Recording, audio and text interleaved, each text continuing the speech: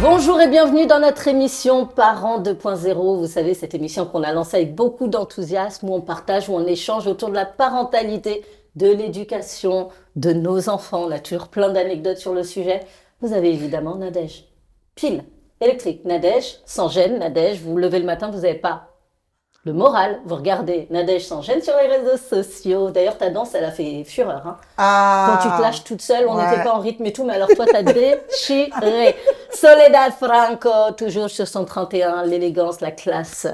Hola. Incarnée. Hola, comment allez-vous? Ça y est, elle dit hola, ça y est, je suis in love.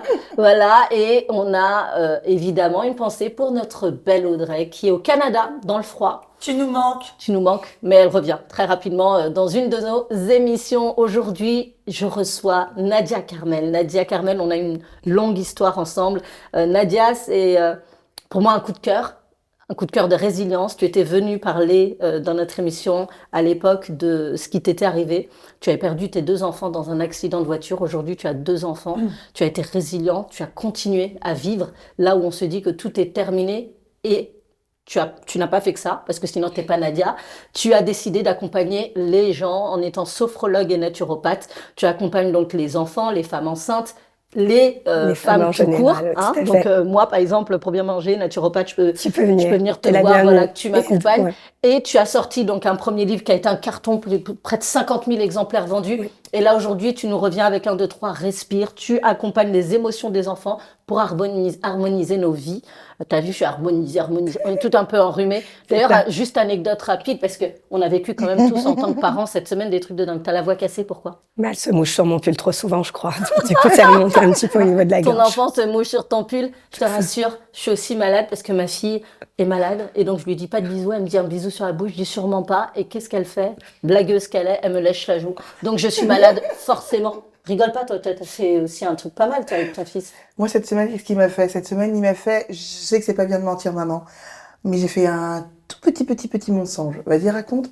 Eh ben, j'ai dit à mon copain que son dessin, il était beau, alors qu'il était moche. Je voulais pas lui faire de la peine, tu vois. Ça s'appelle la diplomatie, non? Exactement. Et la bienveillance. Et alors, toi, t'as fait un hold-up shopping, on peut l'appeler comme ça? Alors, vous savez que je suis anti-écran, je veux que ma fille fasse de l'art, la danse classique, etc. De la flûte traversière. Voilà, jamais d'écran, pas de téléphone, elle ne prend jamais mon téléphone. Je suis tranquille chez moi hier, ça sonne à ma porte, j'ouvre et je vois un homme avec 5-6 paquets Amazon. Je dis non, c'est pas pour moi. Si, vous êtes Soledad, 6e étage. Je dis oui. Je vois mon nom, je reçois des Barbies géantes, des peluches, des machins, des trucs. Je dis mais qu'est-ce que c'est que ça? Ma fille, pendant que je prenais la douche, a pris mon téléphone et elle a passé ses commandes sur Amazon. Donc Amazon, j'aimerais bien, si quelqu'un a un contact, leur parler. Non mais c'est un risque de fou. Donc chez moi, c'est Noël avant Noël. Je suis à moins 500 balles sur mon compte bancaire. J'ai passé ma soirée à renvoyer les documents. Ma gamine super heureuse. Je lui dis merci maman. La bonne nouvelle, c'est que sur Amazon, je crois que tu peux payer en 4 fois sans frais. Et puis en dehors de ça, je crois que tu apprends à ton enfant, en règle générale, le pouvoir de décider. Eh ben, je crois qu'elle t'a juste écouté. Tu vois, c'est comme ça que c'est l'application de ton autorité, de ton éducation. Non, mais fallait voir le mec hier avec tous les paquets Amazon. J'ai cru que j'allais pleurer. Et le mail, satisfaction jusqu'à 5, machin. On a adoré. Alors aujourd'hui, comme je vous l'ai dit, on a Nadia Carmel qui est avec nous. Nadia qui est toujours dans la bienveillance. Tu as réussi à trouver la force d'accompagner aujourd'hui les autres. Raconte-nous ce que tu fais. Et bien, comme tu l'as dit, je suis sophrologue et naturopathe. Je suis spécialisée chez la femme et chez l'enfant, mais également chez l'adolescent. Ma première spécialisation était autour de la maternité et de l'enfance. Et puis, comme tu le sais, il m'est arrivé un drame qui est indéniablement te transforme ta vie. Et j'ai voulu justement trouver les bons outils pour pouvoir accompagner les enfants dans leur processus à eux de deuil, par exemple dans la perte d'un être cher, mais aussi la perte d'un doudou, la perte d'un chien, peu importe, une perte en général qui est associée à un deuil très souvent chez l'enfant. Donc j'avais cette volonté de vouloir l'accompagner, aussi par rapport à mon histoire dans des cas de figure beaucoup plus graves, puisque mon petit garçon, comme tu le sais, au moment de l'accident n'avait qu'1 mois. Donc forcément, il n'était pas encore conscient de ce qui lui était arrivé, et à un moment donné, je me suis dit, je serai à un moment donné devant lui et je devrais trouver les bons mots pour lui expliquer ce qui s'est passé et la perte de ses sœurs. Et là, je me suis dit, mais il me manque quelque chose. Pourtant, je rencontre ces problématiques au cabinet, mais le deuil est un élément trop tabou aujourd'hui dans notre société. Et il faut des outils concrets pour pouvoir les accompagner avec la bienveillance qui va de pair. Ça veut dire que tu as des personnes autour de toi qui sont complètement perdues, qui ne savent même pas qu'elles peuvent être accompagnées, pas autour de toi, mais en face de toi, qui ne savent même pas qu'elles peuvent être accompagnées dans ce sens-là. Ça veut dire qu'on pense que c'est forcément le psychologue, et c'est important, le psychologue, le psychiatre même parfois, mais la sophrologie, c'est aussi essentiel. Complètement, parce que ça va t'aider dans ta gestion émotionnelle. Et le processus de deuil, finalement, c'est en lien avec les émotions. Tu passes par la colère, le déni, la tristesse, la peur, l'acceptation. Et encore derrière, tu peux avoir une phase qui s'appelle l'intégration, où tu vas justement pouvoir faire quelque chose de ton deuil et de ta peine. Pour justement, par exemple, alors dans des cas pour une femme qui a perdu, par exemple, une maman d'un cancer du sein, elle va s'engager dans cette cause-là. Mais un enfant aussi, à son niveau, va pouvoir faire quelque chose. Souvent, dans les moments de transition, sur des deuils beaucoup moins graves, parce que là, on est en train de parler de deuil très grave, mais sur la perte d'un doudou, c'est un enfant qui va passer par exemple un cap. Il va peut-être réussir à faire sa nuit complète, il va peut-être plus du tout faire pipi au lit, etc. Au moment où il va se séparer de son doudou. Mais c'est un temps d'acceptation qui peut être long avant de pouvoir se dire tiens, mon doudou, j'en ai plus besoin. Donc, mais et chez l'enfant, la perte du doudou, c'est équivalent à un deuil, le fait de perdre un être cher autour de soi. C'est ce qui fait que d'ailleurs ils sont profondément tristes quand ils l'oublient quelque part ou quand ils le perdent, parce que c'est un objet de transition en fait, le doudou pour eux. Et c'est une transition pour finalement, entre guillemets, créer une scissure avec la mère. Donc avec ce lien d'attachement très fort, il se sécurise avec le doudou qui est un objet de réassurance pour lui. Donc le doudou, l'enlever, c'est aussi devoir se sentir en sécurité sans lui, et donc ça met du temps. Nadia, quand je viens de te découvrir aujourd'hui et ça me paraît complètement fou ce que tu as vécu, est-ce que tu pourrais raconter rapidement le drame que tu as connu? Oui, alors j'ai eu beaucoup de prises de parole, donc je vais essayer d'être concise par rapport à cet événement-là. Il fait partie intégrante de ce qui je suis aujourd'hui, donc forcément c'est important de connaître mon histoire. Donc je suis maman de 4 enfants et j'en ai malheureusement perdu 2 dans un très grave accident de la route causé par un multirécidiviste en excès de vitesse sur une départementale très proche de notre lieu de vie. Ça a complètement fait basculer nos vies. Et moi, j'ai été en arrêt maladie, justement, sur ma profession pendant 2 ans. C'est ce processus de résilience-là qui m'a donné envie aussi de retourner travailler et d'œuvrer sur justement les processus de résilience. Tu étais dans la voiture avec tes 3 enfants, ton bébé d'1 mois et tes 2 autres filles qui sont Exactement. Qui sont décédées. Exactement. Il faut trouver une force je pense surhumaine pour pouvoir, en tout cas à mon sens, pour pouvoir avoir envie de vivre et de continuer à vivre. C'est une tragédie. C'est une très bonne question en fait. Enfin, c'est pas vraiment une question que tu poses, mais c'est quand même une fausse idée qu'on a de force surhumaine. En fait, très souvent, on associe le processus de résilience à quelque chose qui serait presque inné. En gros, il y a des personnes résilientes et il y a des personnes qui ne le seraient pas. C'est pas vrai du tout. C'est un processus qui est multifactoriel, qui est mou aussi et qui est changeant. C'est-à-dire que quand on dit multifactoriel, c'est que ça ne dépend pas que de la personne qui va vivre l'événement. Ça va dépendre de son entourage, de l'âge qu'il a, des moyens financiers qu'il a, du lieu où il va vivre le drame, etc. On dit que c'est mou parce que finalement, c'est pas palpable. Ça veut dire quoi, être résilient? C'est un mot qu'on utilise qui est beau, qui est sublimé dans la langue française. On dit être résilient, c'est quelque chose de magnifique. Résilient, pour moi et pour nous, je pense, c'est réussir à surpasser des épreuves de vie et en sortir, pas grandi, parce que si tu t'en ressors grandi, même si tu perds quelque chose c'est incommensurable, c'est énorme, mais voilà, c'est réussir à se relever d'épreuves difficiles. À rebondir, quoi. Alors, il y a des 3 en fait. Le processus de résilience à l'initial, en fait, c'est la capacité d'un métal à reprendre sa forme originelle après avoir été déformé. En fait, c'est ça. Et donc, ça rejoint un peu ce que vous avez dit toutes les 3. Moi, si je le reporte à l'être humain, et vous pouvez trouver des références assez facilement sur ce sujet-là. Boris Cyrulnik, c'est vraiment la référence en France là-dessus.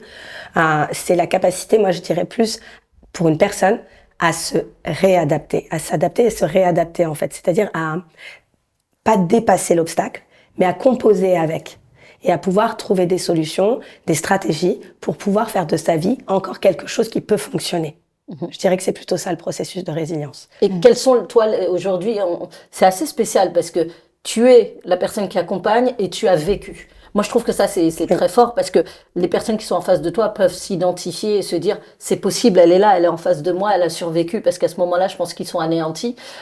Quelles sont les premières méthodes, les premiers conseils que tu donnes aux familles qui sont en face de toi? Parce que je suppose que c'est aussi un entretien familial à ce moment-là, Oui. parce que avec l'enfant, Oui, il y a les parents et c'est les parents qui vont prendre le relais à la maison. Complètement.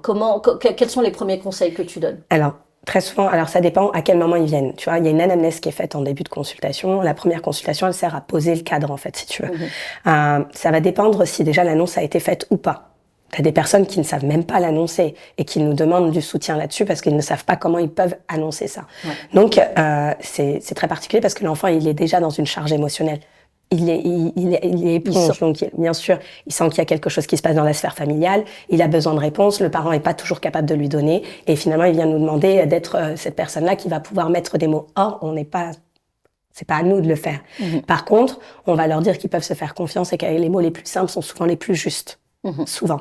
Il faut pas être dans une forme tu sais, on n'enjolive pas les choses. On ne dit pas, mais ça va aller derrière, alors qu'on est triste quand on perd quelqu'un. Bien sûr. On va dire les mots tels que tout à l'heure, tu as utilisé le mot, par exemple, Soledad, tes enfants sont décédés. Tu vois, ça, c'est des mots qui peuvent heurter la société parce que c'est tabou, le deuil. C'est tabou de dire que quelqu'un est mort. Pour un enfant, c'est ce qu'il faut faire. On lui dit pas, il est parti. On lui dit pas, il est dans le ciel. On lui dit pas tout ça. Absolument. On lui dit, il est mort. C'est tellement juste lorsqu'on parlait de authenticité, de toujours dire les choses telles qu'elles sont. C'est peut-être brutal, mais au moins on digère plus rapidement. Je trouve que c'est tellement violent. Effectivement, comme tu le dis, pour la société, c'est un peu tabou. Et de dire ce gros mot, entre guillemets, auprès d'un enfant, c'est vrai qui incarne la vie, ouais, en fait. voilà, il est mort, tu vois. Alors justement, okay. Mais pour rebondir sur ça, oui. moi, mon fils, il est pas, je sais pas, anti-écran. Mon fils, il regarde la télé où je vais lui dire qu'est-ce qu'il y a. Il est mort. Oui, Liam, il est peut-être. Non, il est mort, maman, mort. Donc les enfants ont une sorte Voilà, d'acceptation. exactement, qu'on n'a pas. Avec simplicité. Oui, le cadre est très important. Tu dois être hyper sécure. Tu connais très particulièrement mon histoire. Mon fils avait donc 1 mois, tu l'as spécifié au moment de l'accident. Ça veut dire qu'il n'était pas au courant du tout de ce qui s'est passé. Il a fallu qu'on lui dise, maintenant il a 4 ans et demi, et il est épileptique suite à l'accident. Donc maintenant il sait qu'il est épileptique. Il dit, il a des séquelles épileptique. physiques et tu voulais qu'il comprenne d'où ça venait. Mais lui-même le verbalisait. Il a commencé à comprendre qu'il se réveillait à l'hôpital après une crise d'épilepsie et il disait, je suis épileptique. Donc, mais c'est quoi l'épilepsie et pourquoi je suis épileptique? Très vite, il a posé des questions, arrivé au moment où il arrivait à verbaliser. Et je me suis dit, en fait, parce que je le sais, c'est autour de 3-4 ans que le concept de la mort devient beaucoup plus clair pour l'enfant. Il observe les animaux morts, par exemple un pigeon ou un oiseau, quelque chose dans un parc. Il commence à comprendre que la nature, elle a un cycle de vie. Et il commence à le calquer dans son propre cycle de vie. Donc, il observe beaucoup plus mamie quand elle est malade, papy, etc. quand elle est plus fragile, maman quand elle est fatiguée, maman si elle a une opération, etc. Pour mon fils, c'était la même chose. Vers 4 ans, il a commencé à se poser des questions. Et pas plus tard qu'il y a quelques mois, on a dû s'asseoir et parler avec lui. Et tu disais justement, il y a quelque chose à la télé, je vais pas lui dire, il est mort, tu vois. Et effectivement, tu vas pas lui dire, il est mort, tu vois. Par contre, tu vas peut-être mettre pause à ta télé, tu vois, t'installer à côté de lui et lui dire, j'ai quelque chose d'extraordinaire à t'annoncer. C'est quelque chose qui n'est pas simple, mais qu'il faut qu'on discute. La personne que tu as vue à la télévision, puisque c'est un sujet que tu aurais vu à la télévision, est morte. Est-ce que tu sais ce que ça veut dire, être mort? Et là, tu prends le temps de lui détailler. Lui va te poser spontanément des questions. Réponds à toutes les questions qu'il a. Un enfant, il a une capacité à poser des questions, c'est assez dingue, parce qu'il n'a pas peur de l'absurde. Ça, c'est une notion très importante que moi, j'ai compris très vite chez l'enfant, parce que il demande toujours pourquoi.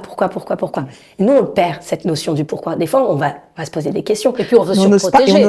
On est dans une éducation de surprotection et on veut épargner nos enfants et on en fait aussi des hypersensibles en les habituant pas juste à affronter la vie telle qu'elle est. Et la gêne. Et le pourquoi, voilà, le pourquoi, c'est la gêne. C'est vrai que, pas plus tard que ce week-end, il était pourquoi. Et nous, je pense qu'on n'ose plus demander pourquoi. Oui. Et du coup, on reste avec, voilà, nos réponses sans réponse et eux, ils vont avoir cette capacité à pouvoir le demander. En grandissant, on devient gêné de tout. Regarde, on pourrait extrapoler même, par exemple, au salaire ou des choses comme ça où on n'ose pas, alors que ça devrait justement propulser les gens pour aller travailler plus. On a une gêne avec ça. L'enfant, lui, pas du tout. Il n'a pas encore cette idée de l'absurde et il a envie de tout savoir. Et tu disais tout à l'heure, pulsion de vie qu'il est ton enfant et qui peut presque te mettre en gêne parce que du coup tu te dis je vais pas lui amener la mort alors qu'il n'est que pulsion de vie. Au contraire, l'enfant est pulsion de vie et il restera pulsion de vie si justement tu lui expliques aussi qu'il y a un cycle de vie. La vie existe mais la mort aussi, et la mort fait partie de la vie. Si tu enlèves un morceau, c'est comme si tu lui cachais aussi une part de mystère de la vie qu'il a besoin de connaître. Mais la difficulté, c'est que en tant que parent, on a envie parfois de leur parler, mais on a peur de commettre des impairs dans le vocabulaire qu'on va entendre parce qu'on se rend compte aussi que le vocabulaire peut laisser des séquelles. Oui. Et par exemple, moi j'ai un enfant de 3 ans, un enfant de 6 ans. Oui. J'en suis au petit de 3 ans qui est fasciné par les araignées qui veut les tuer.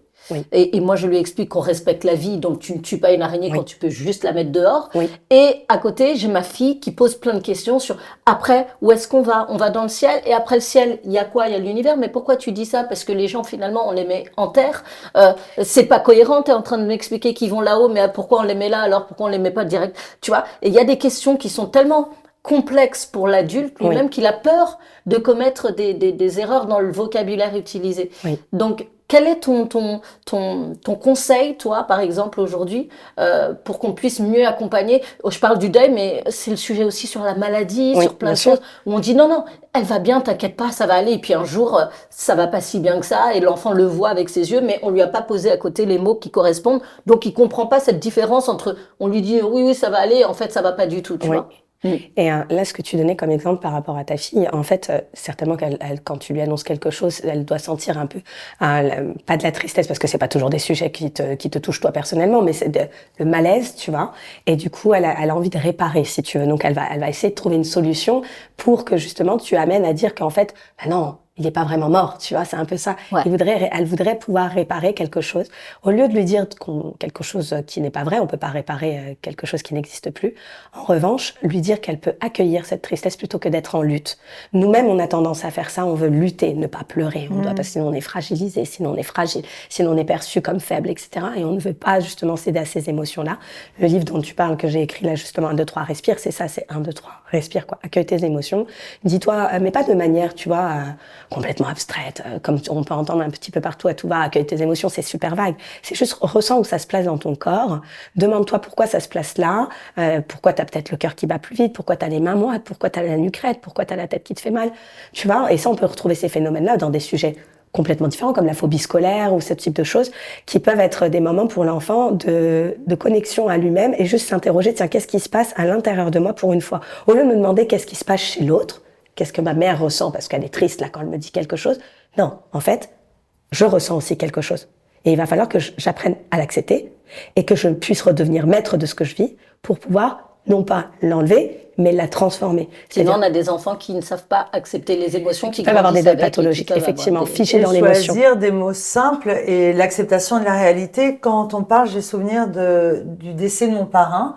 J'avais 8 ans et ma mère m'a dit ton parrain est mort, et on est allé dans l'appartement où tout le monde était là et tout le monde rentrait dans la pièce pour le voir. Et moi, j'ai demandé à y aller et je l'ai vu et j'ai découvert la mort, et avec grande tristesse. Mais tout ça se fait avec une telle simplicité, une telle acceptation, une telle réalité qu'on ne peut que l'accepter et ensuite gérer plus facilement ses émotions.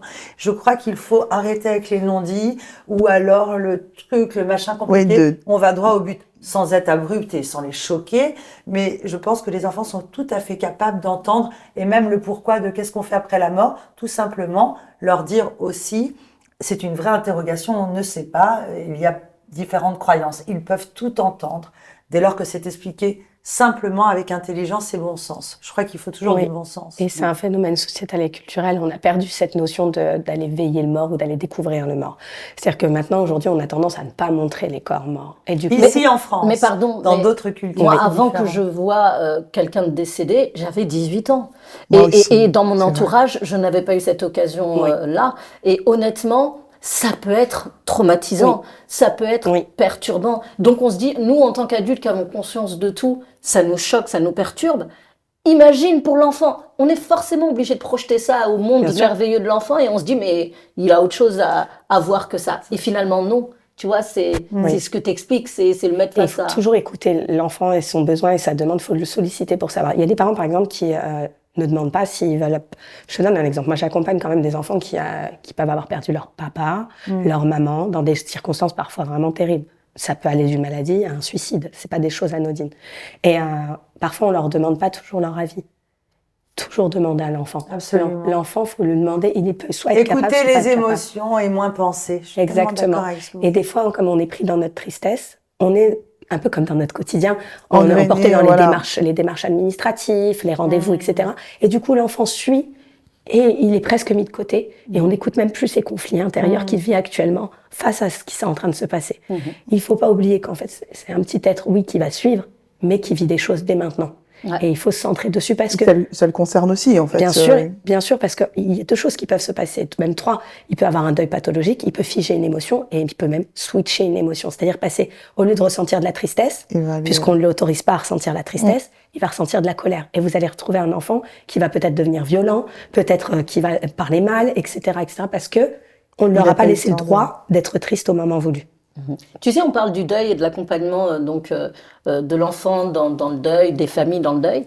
Je trouve justement que dans les livres pour enfants, la mort est traitée parfois de façon extrêmement violente. Par exemple, tu entends les comptines, on va l'emmener dans la forêt, on va le tuer, il va mourir. Et donc, en fait, on conditionne l'enfant à ce que la mort soit toujours dans des conditions atroces.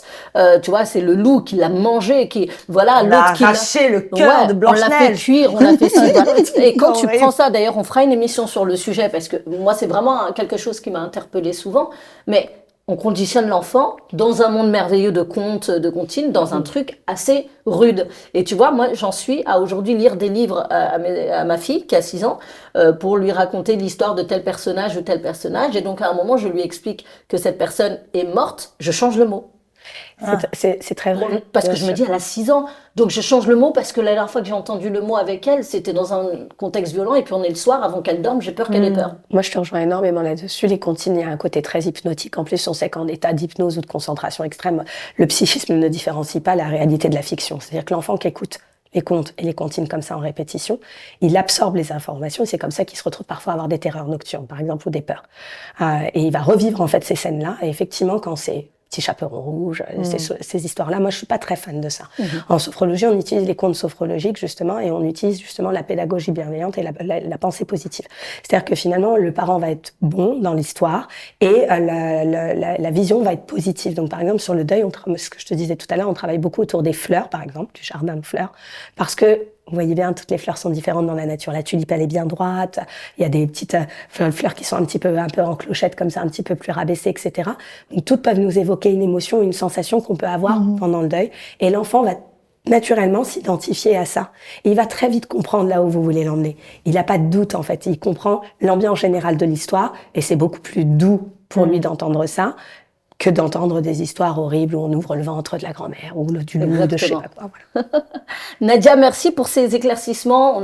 Clairement, on va te réinviter dans l'émission pour différents sujets auxquels on peut être confronté en tant que parent. Je vous reparle donc du livre de Nadia Carmel, 1, 2, 3, respire, accompagner les émotions de vos enfants pour harmoniser votre vie. Et en accompagnant finalement les émotions de son enfant, on s'accompagne soi-même. Le livre est super.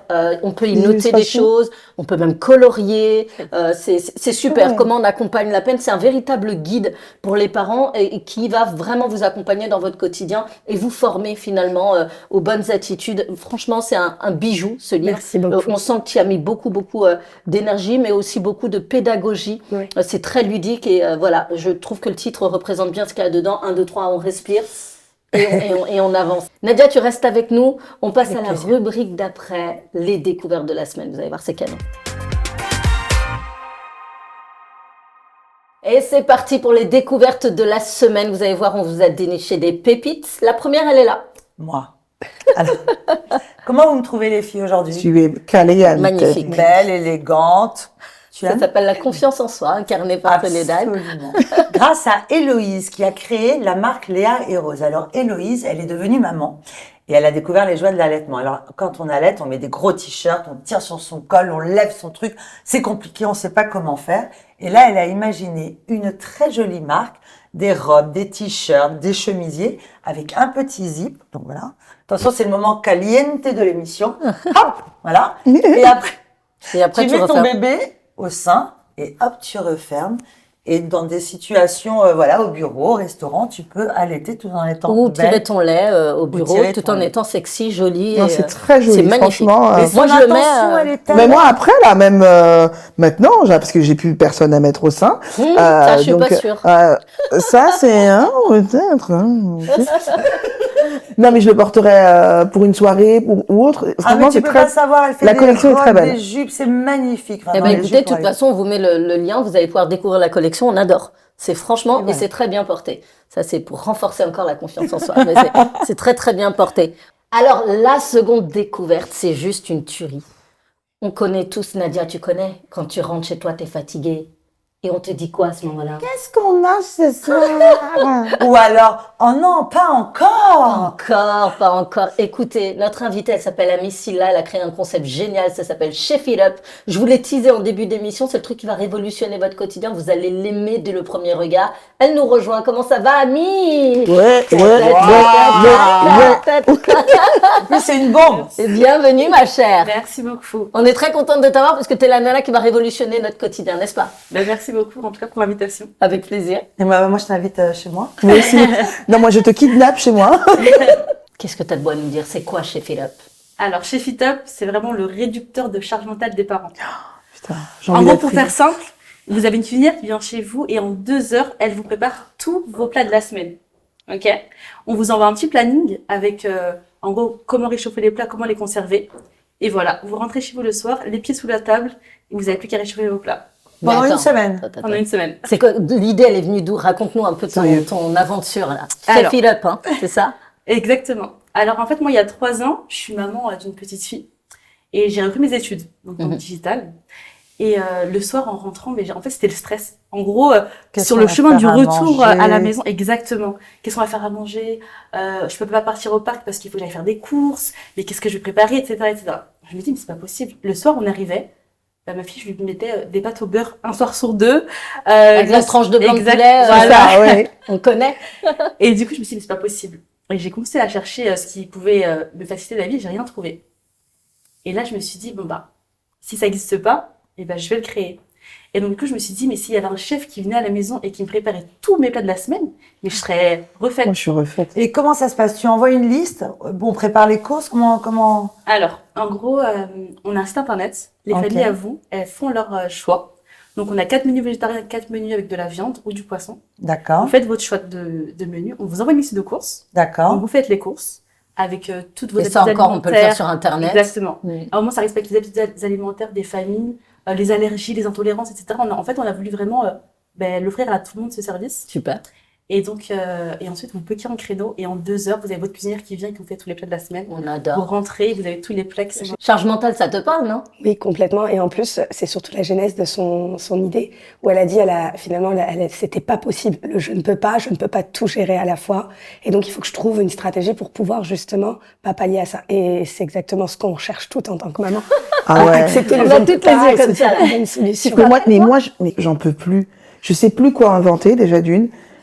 Ce que tu disais sur, je peux pas aller au parc parce qu'il faut que je fasse, tu vois, le choix. En fait, j'ai pas envie de faire ce choix de priver le petit d'un moment de jeu parce que je dois aller faire les courses, parce que je dois faire des repas variés, parce que mon mari va me dire qu'est-ce qu'on mange, même quand je ne suis pas là. Il ose me dire, on mange quoi ce soir? Tes doigts!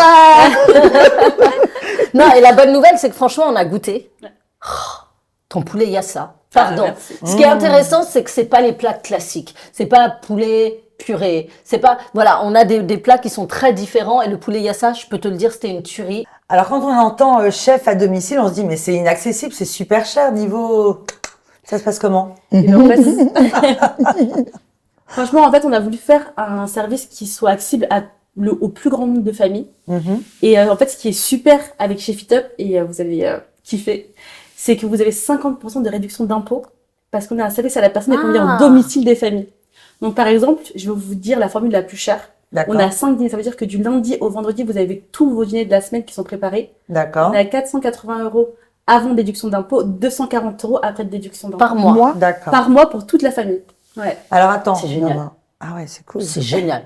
c'est vrai. 240 € par mois après déduction d'impôts pour toute la famille. Une famille de combien? 4-5? 2 adultes et 3 enfants max. 2 adultes et 3 enfants max. ouais. Donc, ça veut dire que chaque repas, si tu le divises, c'est 10 euros, quoi. Même pas. C'est Exactement. 8, Et en fait, 8 euros pour avoir un Et tu chef. cuisines et tu laisses la cuisine propre ou pas? Encore plus propre que lorsqu'on l'a trouvé. Et Non, t'as mais l'entrée, sérieux, le plat, hein. le Enfin, dessert? je pose des questions, Non, voir. le dîner. En fait, nous, on s'est concentré sur le plat. En fait, on s'est rendu compte que c'était vraiment le soir, plat ouais, bien sûr. c'est hyper problématique et qui mettait une charge mentale incroyable aux parents. Les plats que tu proposes, en fait, ils sont à partir de quel âge accessibles pour les enfants?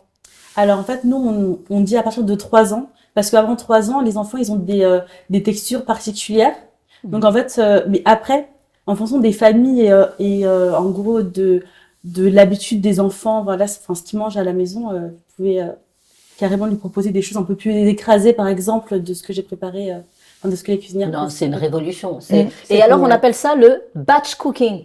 À domicile. I love it. Parce que le batch cooking, ça existe en général, mais là, c'est batch cooking à domicile. Fait par autrui. Mais Fait par autrui. Pas par soi-même le dimanche. Parce que c'est ça, moi je faisais ça. Mais ça me bouffait le dimanche pour la semaine. Alors du coup, déjà, charge mentale des cours, charge mentale du dimanche. Non, vraiment. Non, j'adore. On y va? Franchement. Allez. Non, elle passera chez toi après moi. Je crois qu'on l'avait tous et Soledad, elle va dire la même chose. Voilà. Alors, ton idée est juste géniale. Ouais. Vous retrouvez tout le concept sur Chef It Up, ton site internet. Tu es une entrepreneuse qui se lance, donc évidemment, on soutient. Et je dis qu'il se lance, mais pas tant que ça, parce que ça fait combien d'années quand même que tu es sur le projet et que tu travailles de manière acharnée? 3 ans que je travaille dur sur ce projet, donc j'ai travaillé 1 an et demi toute seule. Ouais. Donc je suis allée aux 4 coins de la France aller cuisiner des petits plats dans les familles. Et là, ça fait un peu plus d'1 an que je bosse avec des cuisinières qui vont... J'aime bien parce qu'il y a une chaîne sociale derrière. Tu Absolument. fais travailler des cuisinières, les cuisinières, ça leur crée de l'emploi, elles sont formées, elles sont accompagnées selon les protocoles de ta marque et derrière, nous, on est hyper contents, surtout quand on mange le poulet yassa. C'est franchement super. Ouais, franchement, bravo. Oui. Tu reviens nous voir avec un plat la prochaine fois? Avec grand plaisir. Allez, là, moi je vous parlerai de mon expérience, je crois que Soledad aussi, Nadia, tout le monde. Ah oui. On se lance, on y se va. lance. On a passé un bon moment, non? Ouais. Ouais, trop bien. C'est... Il manquait juste il y a ça. Il manquait juste le yassa. T'as vu, Promis, on la l'a prochaine redit fois, 3 je la fois en 30 secondes. Eh ben écoute, tu reviens nous voir quand tu veux. Nadia, merci infiniment. Je Merci. vous rappelle le Merci à livre de toutes les Nadia, 1, 2, 3, respire, pour accompagner les émotions de vos enfants et les vôtres également. Un livre super bien écrit, hyper ludique et top. Et évidemment, notre chère Queen Silla, amie Silla, qui va révolutionner notre quotidien et nous permettre d'avoir un peu plus de temps et moins de charge mentale. Merci de nous avoir suivis. On se retrouve très prochainement. Très bientôt. Vous revenez danser avec nous aussi Avec un peu? plaisir. On a plein de sujets, vous allez voir, ça va être très sympa. On se retrouve très prochainement pour un nouveau numéro de Parents 2.0. Elle danse déjà. Ciao. Bye.